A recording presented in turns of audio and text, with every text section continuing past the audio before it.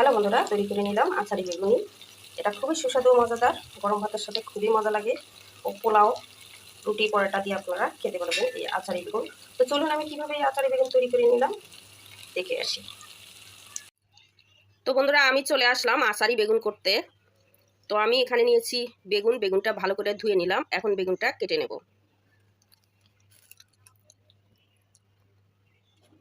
আমি বটি দিয়ে কেটে নিচ্ছি।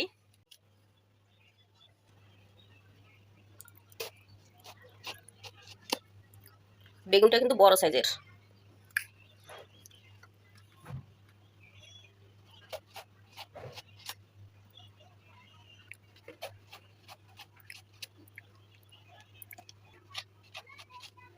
আমি এভাবে টুকরো করে নিচ্ছি।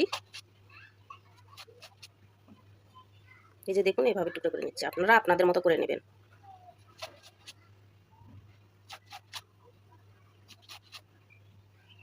তো আমি কেটে নিয়ে ফিরে আসছি। এখন আমি বেগুনে দিয়ে দেবো লবণ, হলুদ দিয়ে দিলাম, একটু ঝাঁকি দিয়ে দেবো। ঝাঁকি দিয়ে হলুদ ও লবণগুলো মিশিয়ে নেব ভালো করে।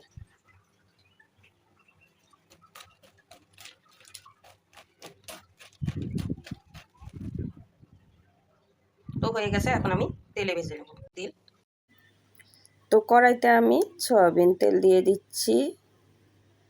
পরিমাণ মতো তেল দিয়ে দিলাম, সঙ্গে মিশিয়ে নেব সরিষার তেল। আপনারা চাইলে শুধু সরিষার তেল দিয়ে করতে পারেন। তেল গরম হয়ে আসছে, এখন আমি বেগুনগুলো দিয়ে দেবো। বিসমিল্লাহ বলে শুরু করবো।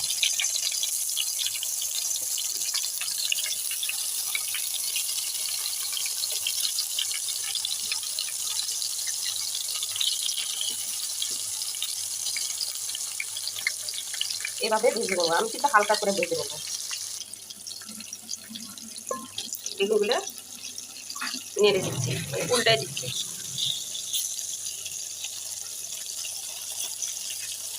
এই বেগুনের আচারিটা অনেক মজার।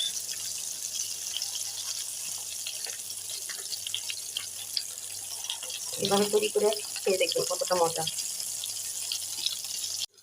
বেগুন হালকা করে ভেজে নিলাম, এখন আমি উঠিয়ে নেব বেগুনগুলো।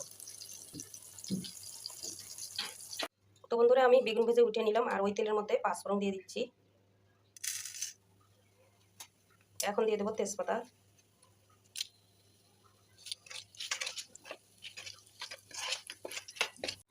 এখন দিয়ে দেবো শুকনো মরিচ।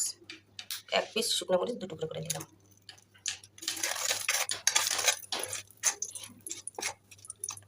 তেমন কোনো মশলা লাগে না এই বেগুনের আচার করতে। এখন দিয়ে দেবো আমি সরিষা বাটা, পরিমাণ মতো দিয়ে দিলাম। এই 1 চামচ সমান সরিষা বাটা দিয়ে দিলাম।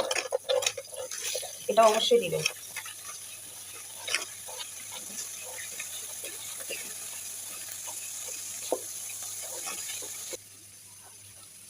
এখন দিয়ে দেবো আমি রসুন থেতলানো। তারপরে ভালো করে তেলেতে ভেজে নেব।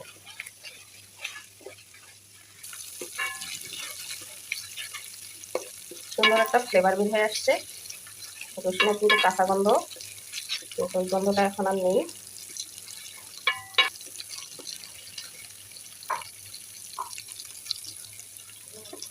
আমার মশলাটা কষানো হয়ে গেছে, রসুনের সুন্দর একটা ফ্লেভার বের হয়েছে। এখন আমি দিয়ে দেবো বেগুনগুলো, ভেজে রাখা বেগুনগুলো দিয়ে দিচ্ছি।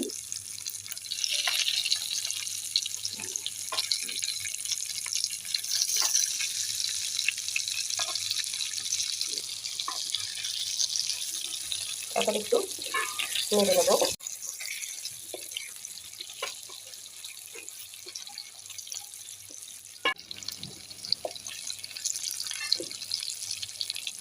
একটু আস্তে আস্তে করে নেড়ে দিতে হবে। বেগুন তো খুবই নরম জিনিস, আপনারা জানেন। তো আমি লটপট করে নিলাম। এখন দিয়ে দেবো তেঁতুলের পাল। তেঁতুলের পাল দিয়ে দেবো। আমি তেঁতুলটা আধা ঘন্টা ভিজে রেখেছিলাম, তারপরে তেঁতুলের পালটা বের করে নিয়েছি। আমি কোনো পানি ইউজ করবো না, এই তেঁতুলের পাল দিয়েই রান্না করে নেব। আমি হাফ চামচ মরিচ গুঁড়ো দিয়ে দেবো।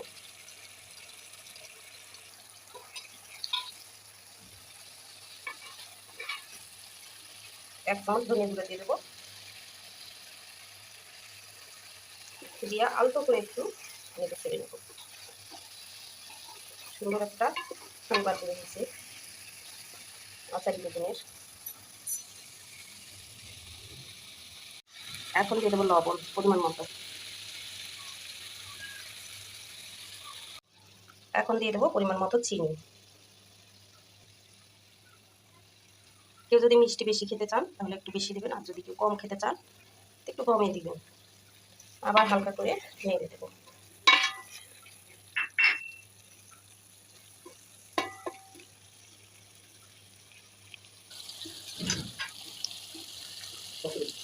আমার প্রায় হয়ে গেছে। এখন আমি দিয়ে দেবো একটু গরম মশলা, হাফ চামচ গরম মশলা দিয়ে দিলাম। আপনারা চাইলে কেউ পাঁচফোড়নের গুঁড়ো দিতে পারেন, আমি দেবো না। তো আমার রান্না হয়ে গেল বন্ধুরা, তৈরি হয়ে গেল আমার বেগুনের আচারি।